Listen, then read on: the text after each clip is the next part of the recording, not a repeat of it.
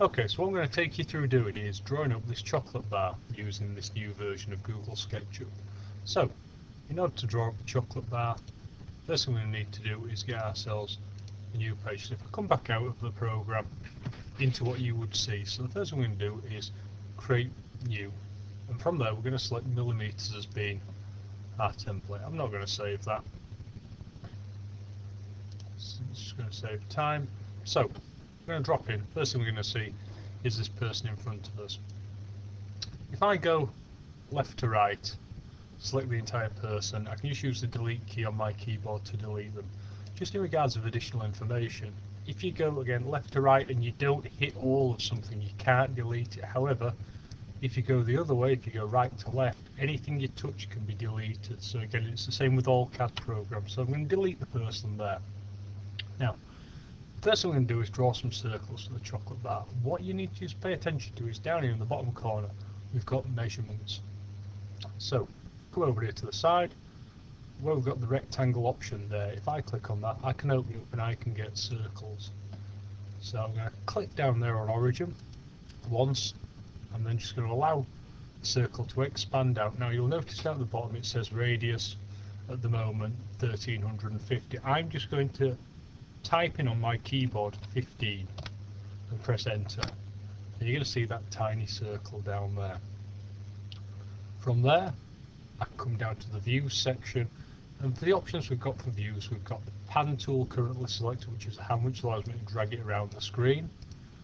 We've got orbit tool, which allows me to rotate around, and then we've got various zoom tools. I'm going to do this one at the bottom, which is zoom extents, which will jump me in on there.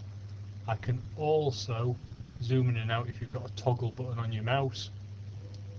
I can pan, and because I'm into the views tool, if I right click, I actually get the shortcut to the different tools. So I'll orbit there, and I'm just going to pan and move it. Because what I'm going to do is I'm going to draw another circle down here. So again, I'm going to get the circle tool, select circle. I'm just going to follow along from the middle. It doesn't matter how far I'm coming along here, as long as I'm drawing the shape on the red axis. So from there, I'm just going to come out again, and I'm going to type in 15 on my keyboard. And then that allows me to draw another circle there that's 15. So those two are identical. Just going to right click, move that about. From there, I want my pencil tool up here, and I'm going to draw from the end point there across to the end point there. From there, press escape to just drop out of that tool. End point there to end point there. And what you'll see is it's changed colour. Select the arrow tool now. So once it changes colour, it means you've got a solid outline. So you'll have seen it being, if I just draw a circle there, you didn't need to do this, but what it's looking for is islands. So it's looking for areas that it can raise up. If you've got a solid outline, it can then be raised up as a separate object. If this was a C shape, therefore there would be an area where effectively created into an extrude could leak out. So I'm just going to remove that.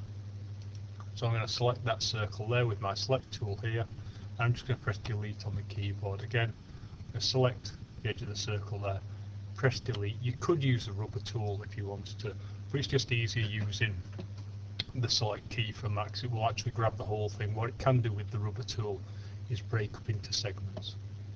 Now next thing we're going to do is push pull. So we're going to do push to pull, and we're going to click on the top of it, go up, and again you'll see it's saying 8, 9, 10, 11 at the bottom corner. I'm just going to pop in there 25 and press enter. Then I'm just going to pan across a little bit, and I'll probably just orbit slightly so I can just see this a little bit easier to move out. So the next thing we're going to do is going to start to create an angled edge on the side. And for this I'm going to want the square tool for a start. So this is where we're going to effectively draw a shape on the side that comes out to make sure it's running level all the way around. So to do this I need to click once on the bottom line, track it up to the top line, click a second time, and then I'm just going to come out from there. So just undo that one because it didn't quite go right. Again, midpoint to midpoint, and then out, so it's worked this time. What it must have been doing before was picking up a different line. So if you do have any problems, just go undo or just press escape to get out. I will deliberately show you how to do something wrong in a minute. Anyway, so the next tool we're looking at is this 2-point arc tool. So we're going to click up at the top there. We're just going to come down to the side here slightly, and then we're going to put a little bit of a curve on there. So click on there again, and what I've done is I've created a curve between those 2 points. This time I'm just going to use the rubber tool. Click on the top line, click on that side line, and again that's given us a solid shape that can be projected around the shape. So this is where you can really get yourself into difficulties. So the next one we're going to have a look at is the follow me tool. Now, follow me tool, if I click on the surface, it will allow me to follow around any line I follow. I'll deliberately show you how it goes wrong. The issue is anytime you hit a line, you can technically go round corners and you can make all sorts of weird shapes. You can even end up following your own lines within something. It will create absolute chaos on your drawing. So I've deliberately there made a complete hash of that. So I'm just going to press escape and drop out of it. So it's as simple as that. If you do find this goes wrong, just press escape and drop out of it. What I am going to do is I'm going to click that shape there, and I'm going to carefully just follow around the top of this shape here. So I'm going to track it down nice and steadily, so I'm following the same line around the top.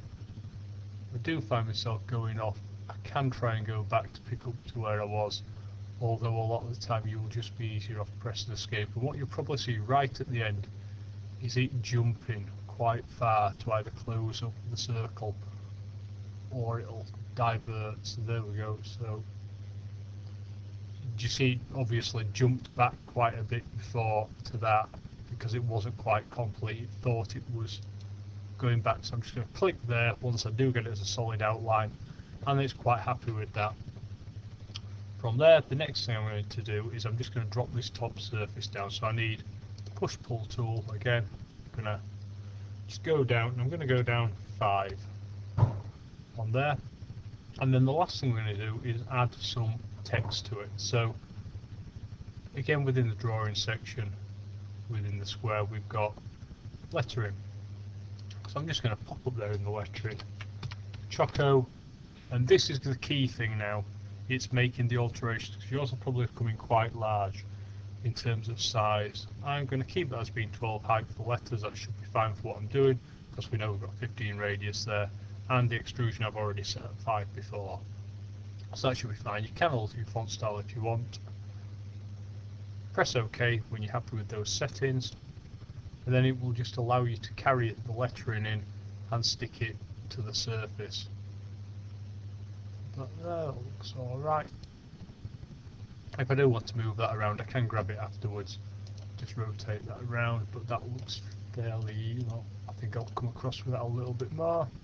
So I can grab it afterwards with the move tool. If I would avoid using these little sections here, these little red crosshairs, because they will allow you to rotate from a move point of view. If you grab the side of it, you can move it up and down. If you grab the top, you can rotate it around. Sorry, slide it around. So that is the first one of the demos we're doing.